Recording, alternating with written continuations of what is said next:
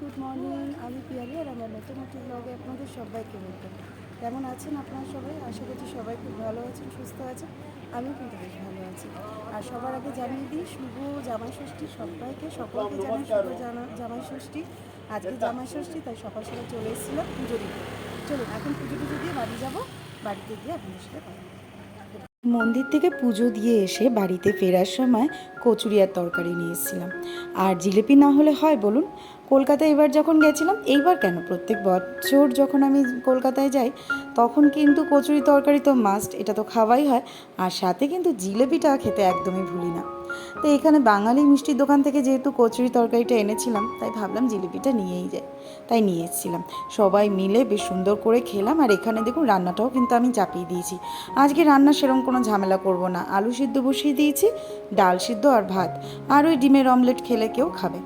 আজকে রান্নার এই জন্য ঝামেলা করিনি, কারণ কি আজকে না ঘরে টুকিটাকি কিছু কাজ সারবো।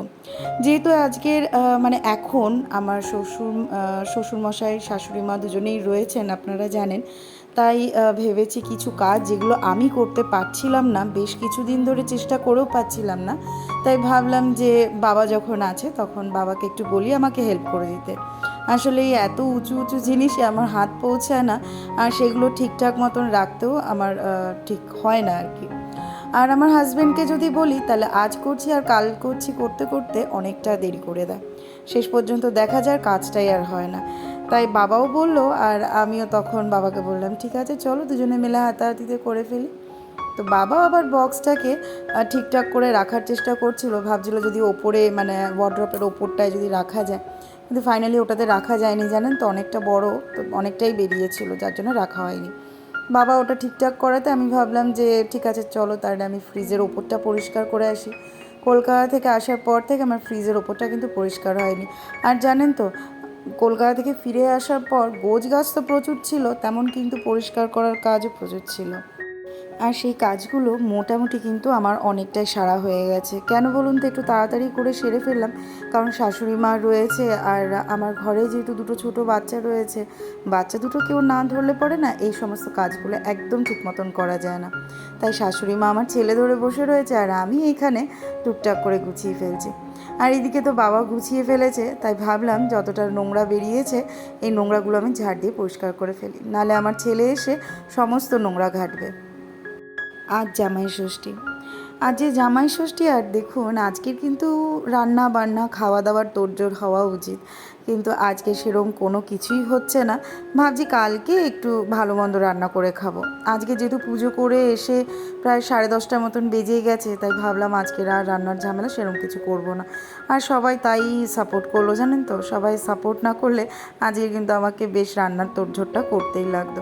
তার উপরে মনটাও খুব খারাপ, বিয়ের পর থেকে জামাই ষষ্ঠী বলতে পারেন আমি 1 বছর মানে করতে পেরেছি। জামাই ষষ্ঠীতে আমি আমার বাবা মার কাছে 1 বছরই যেতে পেরেছিলাম।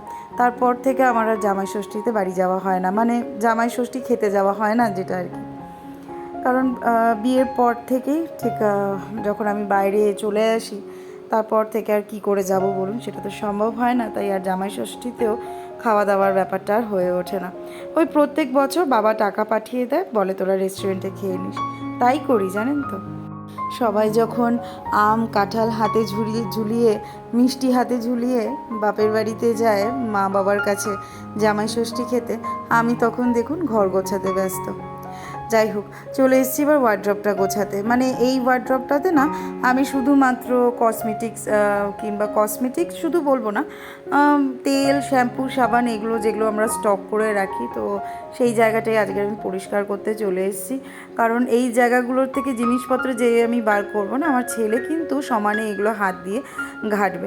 যার জন্য মাকে বললাম মা তুমি ওই ঘরে চলে যাও ওকে নিয়ে, আর আমি এই জায়গাটা ফটাফট পরিষ্কার করে ফেলি। আমি জানি কিছুদিন ধরে আমি ব্লগ ঠিক করে দিতে পারছি না। আগে আমার যে চ্যানেলটা ছিল সেই চ্যানেলটাতেও অনেকে আমাকে কমেন্ট করছে যে কোথায় ব্লগ কেন দিচ্ছ না। আসলে দুটো চ্যানেল না মেনটেন করা ভীষণই অসুবিধা হয়ে যাচ্ছে। আর মাম্মামের সকালে স্কুলটা হওয়াতে আরও আমার প্রবলেম হয়ে যাচ্ছে, ওই 4টের সময় উঠে তারপরে আর রাত্রি জেগে আমি আর এডিটিংটা করতে পারছি না, যার জন্যেই আমার ব্লগ দিতে আজকাল অনেকটাই দেরি হয়ে যাচ্ছে। যাই হোক, এই ব্লগটা যদি ভালো লেগে থাকে তাহলে অবশ্যই একটা লাইক করবেন, আর যদি নতুন বন্ধু হয়ে থাকেন তাহলে চ্যানেলটাকে সাবস্ক্রাইব করতে কিন্তু একদম ভুলবেন না। ও হ্যাঁ, পাশে যে বেল বাটনটা থাকে ওটাও কিন্তু প্রেস করতে একদম ভুলবেন না। বেল বাটনটা প্রেস করে রাখলে আমি যখনই ভিডিও দেব তখনই কিন্তু সঙ্গে সঙ্গে আপনার কাছে পৌঁছে যাবে, সবার আগে পৌঁছাবে। আর যেহেতু আজকে রান্নাবান্নার ঝামেলা নেই, তাই ভাবলাম এই জায়গাটা গুছিয়েই ফেলি। একটু বুদ্ধি করে কাজ করলে কিন্তু সংসারের কাজগুলো ঝটপট করে ওঠা মানে করা যায় আর কি, সময় মতন। যাই হোক, সবাই ভালো থাকবেন, সুস্থ থাকবেন। আজকের ব্লগটা আমি এখানেই শেষ করছি। দেখা হবে খুব শিগগিরই।